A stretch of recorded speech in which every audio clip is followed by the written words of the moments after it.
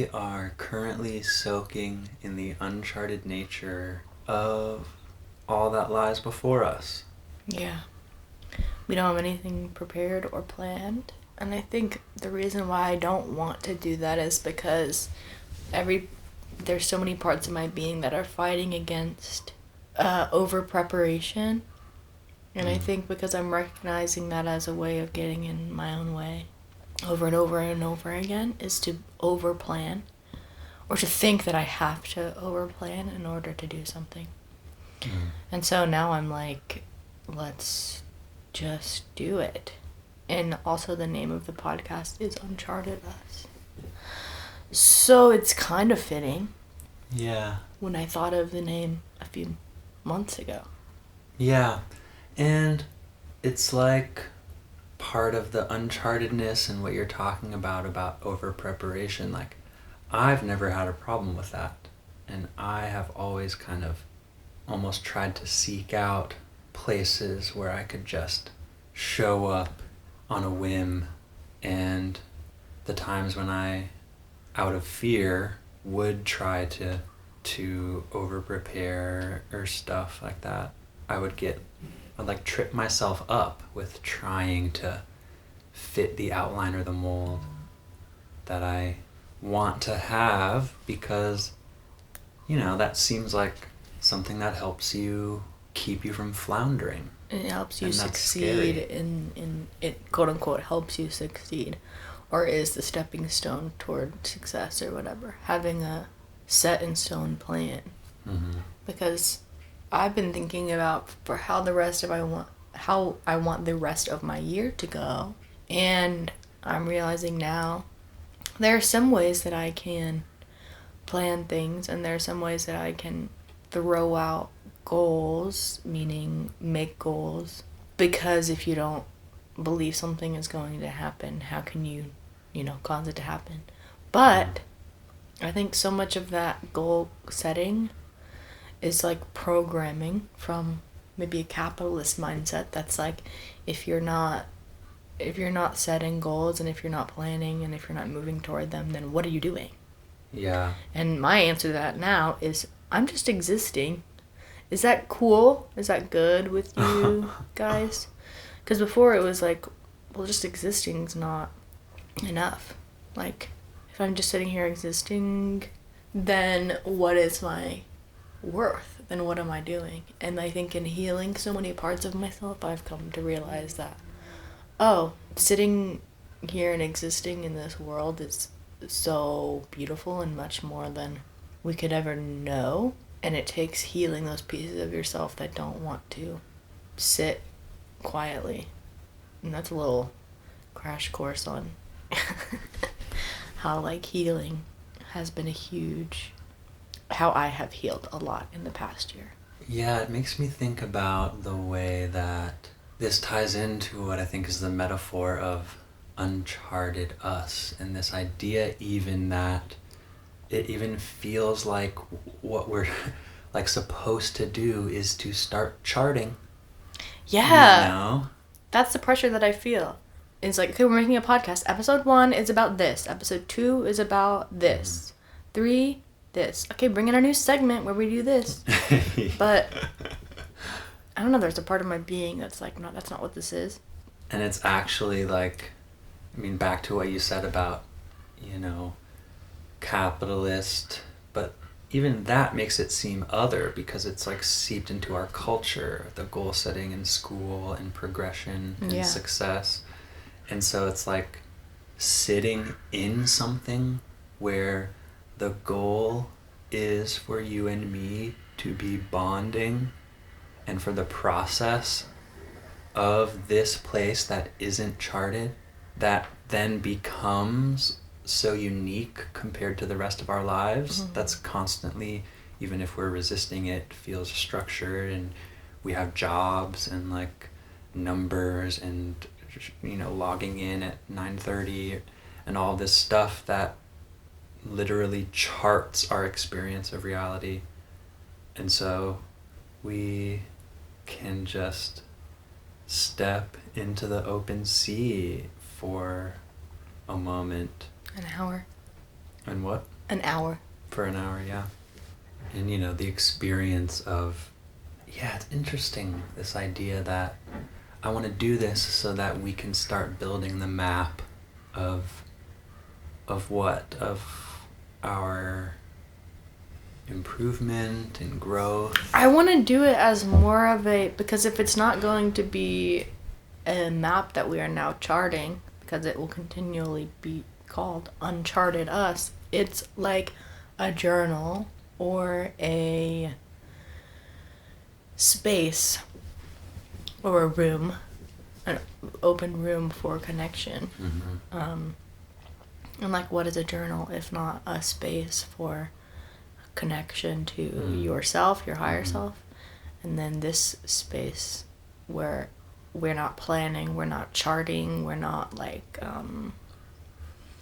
trying to build something bigger than this conversation that we're having. I guess the thing that we are trying to build is a community, because I want people to be able to come into this room with us and feel safe and heard, and, you know, I want to talk about the nature of existence. But it's a lot different when you are like, you show up in society and you're like, yeah, I'm making a podcast. Mm-hmm. There's just such a flavor of that, of like, just you know what I mean when I say like there's a flavor of like, I'm making a podcast. There's like this judgment. There's this like, everybody has a podcast. I mean, you think of like we have to, ads. You think of, you're like pitching your virtual like time space almost. Yeah. You know, like whatever type of way we put ourselves out there, it's like, I mean, it's back to like every single part of our life is like vying for our attention. And so there is a factor of like, we're gonna have to start selling ourselves, right? Like, that seems weird, but yet it's like what you just said is what we're actually doing, is letting people know that we're gonna be in this we're just space, here, that we're gonna be here. Yeah, the difference for me of, I've always wanted to show up in a digital space. I've always wanted to be on the internet. Grew up as a YouTube kid, and it's been a big shift in that mindset of like, I want to be popular to I want to feel connected. Mm-hmm. And I like thought they were one and the same. Mm-hmm. And they're very different feelings. And the pursuit of popularity is like an ever shifting goalpost anyway. But I think once you're in pursuit of true connection, and once you discover it, like, you get better and better at those tools, and get better at accessing your vulnerability and being able to comfortably sit in your vulnerability with yourself and with other people. Because so much of what I want to do, if we're going to talk about goals, what I want to do for my life now is just be a space for people. Me too. And I want to do that with you. Yeah. And I think I see you like a mirror in you, because I think I've always felt like I wanted to do this with my life, but I saw it as, I want people to know me, because I want that to give me purpose. And which is a very like fame driven normal thing in our society. And now it's been given more truth, so it's like, I want to feel connected to these people that are like also living in the world with me. I don't want to judge them. Well, like, that connection isn't part of like what you perceive potential and or future success to be. Yeah. Like, at least culturally. Because connection is vulnerable. It's like what you said. It's like you even having the knowledge that maybe, something like this, you couldn't have known, 5 years ago, that you wanted this flavor, brand new cherry flavor of content, but you're knowing that you want it, and it's like, what are you supposed to be looking at, except that a successful version of me making videos, making anything is people have to know me. That's like the only measure we do, right. Because people knowing you means what? That either a company or the people themselves are going to be giving you money. Or if they're knowing you, they're knowing that the product that you are selling yourself as. Like you're not being truly known in the way that we're all desiring to be known. Like what it was for me was building a brand, going into college, out of college, being like, okay, in order to get a job, in order to be successful, I need to build what my brand is going to be so that the general public can know me as these 5 words, these 5 colors, these types of posts, these 5 types of things, and that's me. So you know me, but that leaves you with a void of a huge void of, wait, hello, there's so much more me in there. Well, and you start doing the 5 things that get the most comments and yield a response, because that feels like, and sometimes can be like, oh, people like this, I want to do more of that because I want to be in touch with more people, and that can be a story that could funnel you into thinking I have to do this type of thing. Yeah. And I don't know if you've ever felt that way. I don't know that I was ever successful enough at one specific type of thing in order for me to be like, this works, which is maybe my genius, which is maybe like a blessing in disguise of like, this never worked for you because it was never meant to work. Like your goals weren't aligned with your practices. Because when you put out a part of yourself being like, this is all of me, the rest of you, the true rest of you is like, I deserve to be seen and looked at and like valued as well. So I think that becomes like a dissonance inside of you, this like restlessness where you're like, I need to come out. Basically I need to come out of the closet and like express more parts of myself. And like that's where shame comes in, I guess, which is why we don't, anything that's outside of your brand or what you expect people to see of you is something that you're putting in the shadows because of shame. You're afraid it's going to be rejected, or it's going to be something that's going to make you unlovable. And I think the truth that I've uncovered is it's all, everything that's inside of you, even the parts that are covered in shame, they're all like worthy, and they're all necessary parts of you that aren't just like okay to be put on the table, but are like necessary parts of you, because if we don't incorporate them or look at them or allow them, then they just become parts of us that we don't like, or we shame, or we, that's when we become like shells of ourselves. Yeah, we put caution tape on this area of whether it be a wound or something we're ashamed of, And so then it's like, when you just become accustomed to living in 2/3 of your emotional space because no one ever showed you, and in fact, likely the opposite, that we are shamed by the people who don't understand their own shit, that can become certainly like family trauma of suppression or hiding. Right. Because unfortunately there isn't such a narrow expectation of what is allowed. Yeah. And like the most freeing thing is the fact that it's all allowed. Like anger, if we're going to talk about emotion, all of that's allowed. Yeah.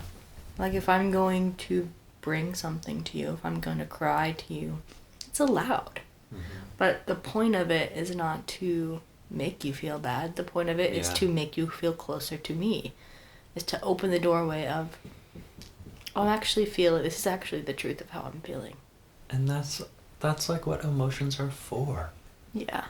To like, oh gosh, my experience so much was like when emotion shows up, you like stand frozen and like wait it out until it passes, so then you can go be a human again. It's like something that takes you away, or something. Go to your room if you're gonna cry about it. Sheesh. Sheesh, guys. Emotions are beautiful. And yeah, like you said, even the anger. And so it's like, you know, just in my experience, like my dad would be angry, but even then he would be like ashamed of it because he wasn't in control of it. It was something that he almost like wasn't able to slam the door on, and so it became outburst type beat. And then that's shameful. Because you're like, I must be a bad person. And you know, and he just, you know, slammed a remote on the kitchen floor and it shattered into a million pieces in front of his 10-year-old kid. And so it's like, yeah, that is not something that is gonna, you know, no, there's no pride there. That's like, you're like embarrassed. And so that happens and you're like, oh, I'm the type of person who does things like this. You're like, I'm a bad person, like.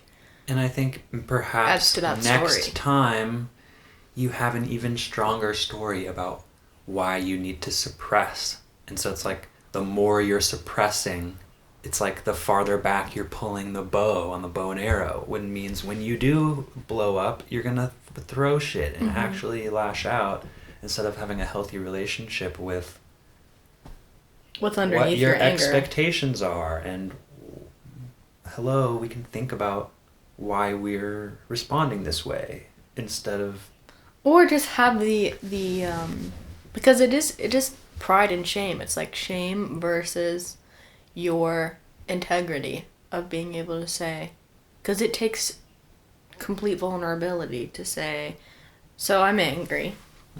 Here's what's underneath the anger. I feel sad because I don't feel listened to. I feel hurt because this is how my mom used to act, whatever, like whatever kind of thing is underneath that anger. And if you're a man who grew up in our society, like, you weren't modeled that, or you never got to practice that, taking the step back and saying, actually, especially if there's someone who's really good at getting into it with you, someone who maybe fights in the same way that you do, so they're really good at they want to argue back with you, they want to like fuel that fire because that's what they know.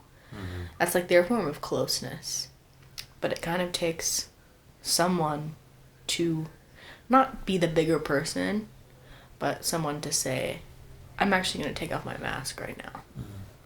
Or I'm going to pause and I'm going to see what's underneath this, because it's not you. And sometimes it is the other person. And that's when we evaluate whether that relationship is worth salvaging or not. But a lot of the time when there are big emotions that come up with someone, like, they're meant to be looked at as like, let's look at what this really is, or let's draw a boundary for how we can maneuver this situation in the future. Yeah. And that's important. Like, one of the things that sticks in my mind is you talking a while back, I think with Candace, about the points, like the points of relating to others, like the way that there's tension and the way that there's not, like that's what life is. Right. And I think that's so important, because it's like, my old framework was kind of like, try not to argue or something like that, or like, be a good friend or partner by hiding the things that don't make the other person think of you as good or something, you know. So making all of this, these so you're just masking up every day. Yeah, like being like, okay, make sure you wear the right masks, because otherwise, like, that's not good. And like, oh, I should hold my tongue on this because I know we're gonna get into an argument, and that's bad. Right. And that just becomes more and more of holding that arrow at, like, and adding more and more tension to that bow and arrow. before you have a moment where something similar happens and you snap in a way that's not really logical for the thing that happened, or creates a situation where you're unable to like emotionally regulate, so that you like can't be vulnerable with them and tell them how you're feeling or the truth of what's happening. Maybe you're too far into the story about how they don't like you or don't care about you, or we've put up walls surrounding like our softest spots, and we will not let our partner in there because it's not safe for them. And that's just not what relationship is. Yeah. Like, relationship is just like the truth. I'm not even trying to be profound.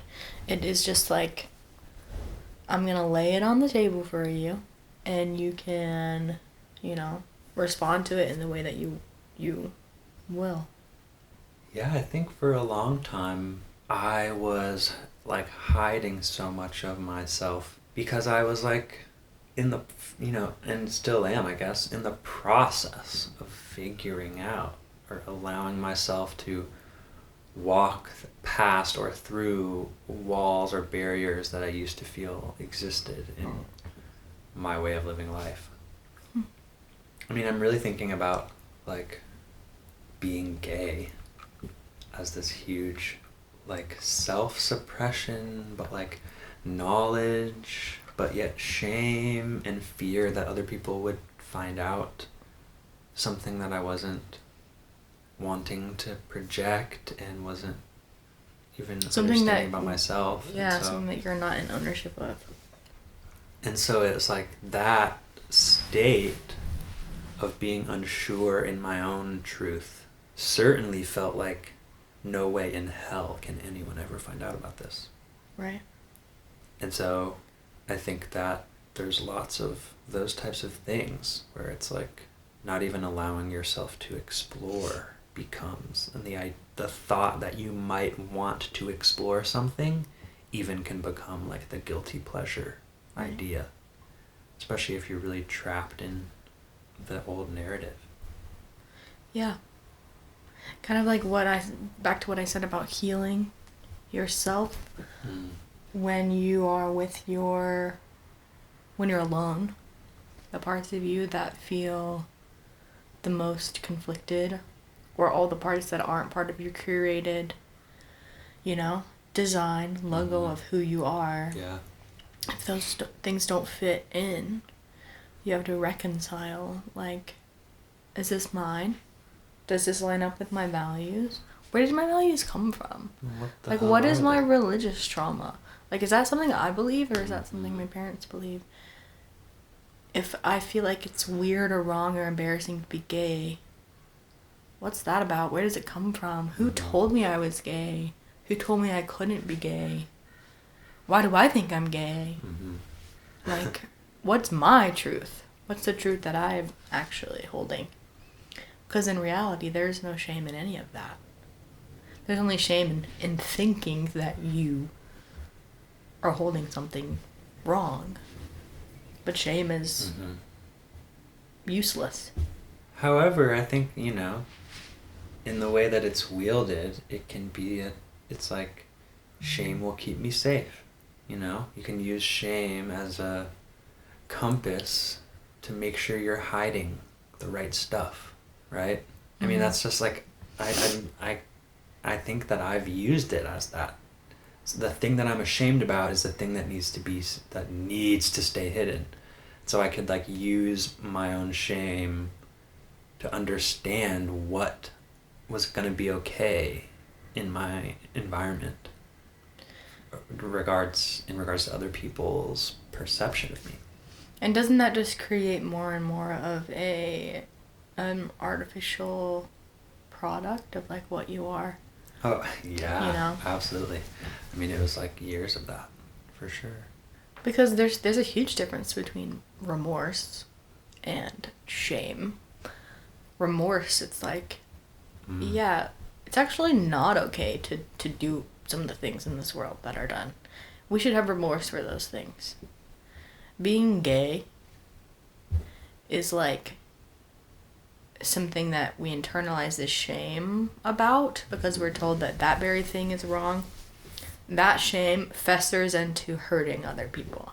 Yeah. That shame leaks out into, oh, I'm now being untruthful to someone that I love because I believe that this part of myself is shameful. This shame is causing me to put it deeper and deeper and deeper, and so I'm hiding it from the person I love. I'm hiding it from whoever. Versus remorse, which I think brings things out to the light. You know, I think that brings you more into confessing something you may have done that can bring things to light. So your shame served you in its temporary form, you know. But it's almost like I was trying to convince myself that it was useful to me. You know, I made it something that was helpful, I thought. And maybe it was. Like, let's not call it shame yet. Let's call it your genius for keeping certain things to yourself. I mean, well, it was definitely shame. Like, when I think about me having sex in high school, I wish I could have been honest about it with my mom. But I wasn't, because there was, like, such a deep degree of shame. And yet, I'm maybe glad that she didn't find out until she did, because it would have created, like, maybe there was a part of my inner genius that knew that I didn't need to tell my mom the truth yet, because her response would have a wounding effect on me as a teenager. Versus, I mean, it did later on, but... Right. So that's a way in which, like, we're not wrong. Like, we don't need to make ourselves wrong for things that we've done in the past. Like, think about the ways in which that thing that you kept in or whatever did actually serve you. Because it's the yes and. It did serve you. There are things that you benefited from. And then there are ways that you don't. Like the thing that you, like, held on to or kept in the shadows. But it's all part of how you got to where you are. Right. True. So I think a large part of what we do in our relationship is confront our shame. And bring it to each other. Totally. Or just embody it. And we're like, I'm wearing shame right now. So... And it takes a lot of vulnerability to just say that. Yeah. And that's one of I'm so glad to be able to share with you. And, like, I can even kind of see how I have even just now started to feel a little bit like that's my shame. I am the only one who gets to talk about it. Because it feels so personal. And I'm so grateful to share with you. Yeah. Like, as I'm looking at you, the words that I want to say feel so cheesy saying them into a microphone. But it is extremely transformational to be in a relationship with someone that you can be fully honest with. Like, just watching you cry. Like, your tears have, like, such a potent truth to them. And if we can put down the mask and the armor of, like, this is weird. I hear my mom or my dad, I hear their voice in my head right now, like, being like, this is weird, run away, this is unsafe. They're trying to manipulate you, whatever kind of thing that pops up at first. If you allow yourself to trust, there is a really beautiful thing that happens. And people will take advantage of your trust sometimes. But I've come to learn that my trust is never wrong. Whoa, good job, Pop. Putting my trust in someone is never a wrong choice. But it's like that vulnerability and that honesty, opening your heart to someone, that's the leap that I think all of us need to take it's no wonder that, like, as a society, we're all so corrupt and toxic to one another, because it's like fully putting yourself out there raw to just be so honest and truthful with one another. But it feels safe when you kind of practice it with someone who shows their gratitude. It's you. I'm just grateful for you. And I'm trying not to, like, make it a podcast where I'm like, I'm just so happy that I have you and you're perfect. Everybody else should have a Wes. But I also, like, I think the reason why I wanted to make this podcast, or one of my first ideas about it, was, oh, this can exist. Oh, this is real. This isn't just, like, something that we've made up because we're trying to get people to like us, or we're trying to make money, or we're trying to seem successful. Mm-hmm. We, like, found this way of being that feels so orgasmically full of love that we're like, do you want to come in this space with us? Yeah. Because all we can do is invite you. And we're inviting ourselves, too. Yeah. Because it's like, it's very intentional, and there's a conscious way that, you know, in the year we've known each other, that we have, you know, offered up in our collective space the, like, vulnerable and the true, allowing each other to see unmasked, pure, and understanding the ways that both you and I have been, like, processing and interacting with our creative energy throughout our lives.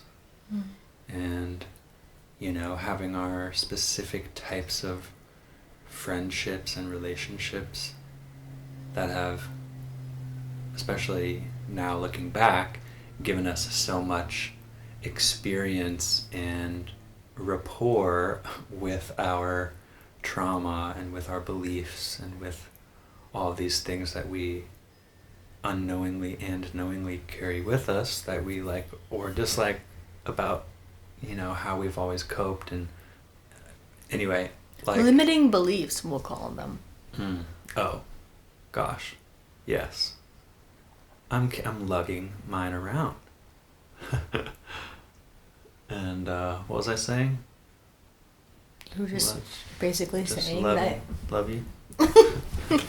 Just love you. Just love you. It now seems so like humorous and perfect.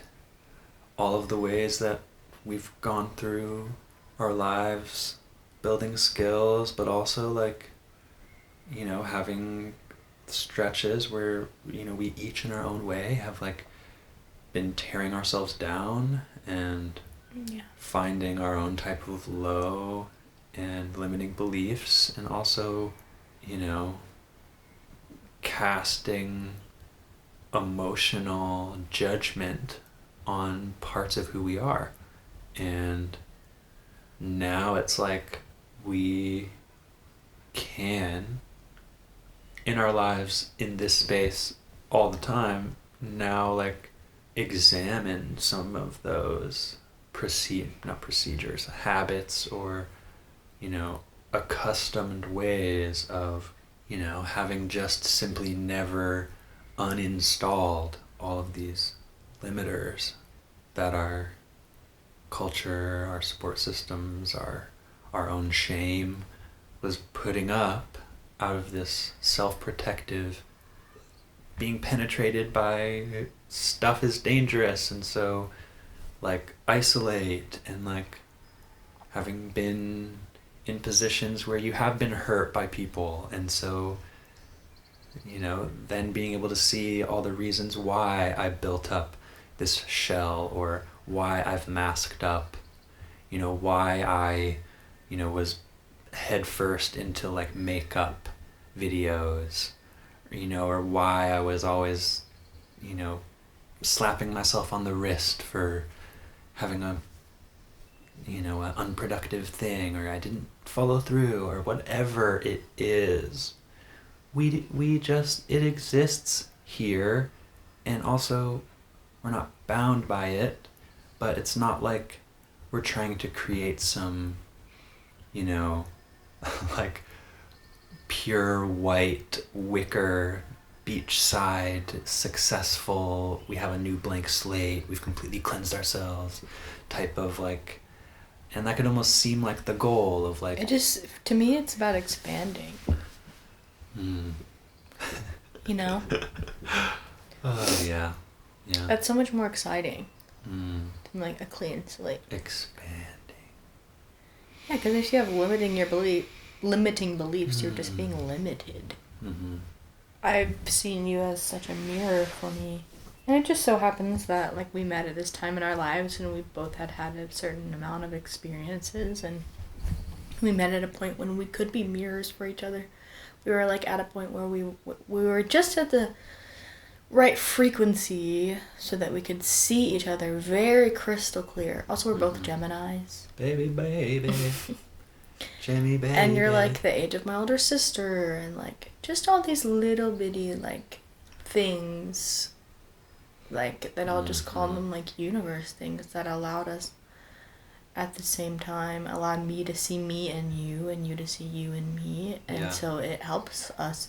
And because I'm so devoted to you, it's not just like as long as you keep doing these things that I like, I'm good here with you. It's unconditional. I love you unconditionally because I believe you, because I trust that you've shown me who you are, and you continually do that every day. And so I feel secure enough in looking at my reflection in you, and if something feels weird or off, it's like, or if I have anger that comes up at you, it's never to the point where it's like I want you gone. I want to move through whatever is causing this like emotional pain between us. Yeah. Because I know like when I'm mad at you, that's not really you that I'm and angry with. It's really like, it's so healing for me to experience tension with you and like, you know, like see kind of the, you know, like the pre-laid path, or like the most traveled path that I've like experienced or witnessed in my life, which is like, I gotta get the fuck out of here.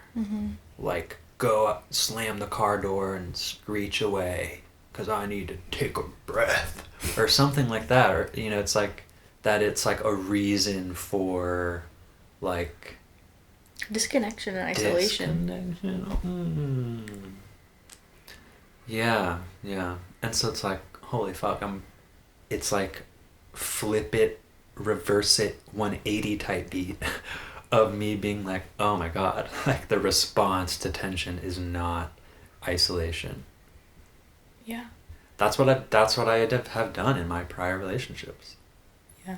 And it was so unconscious. And it's like, it's all that you had to go off of. Yes. Because of your family and our culture. And so, you know, in this way, like this is an uncharted experience of my own being.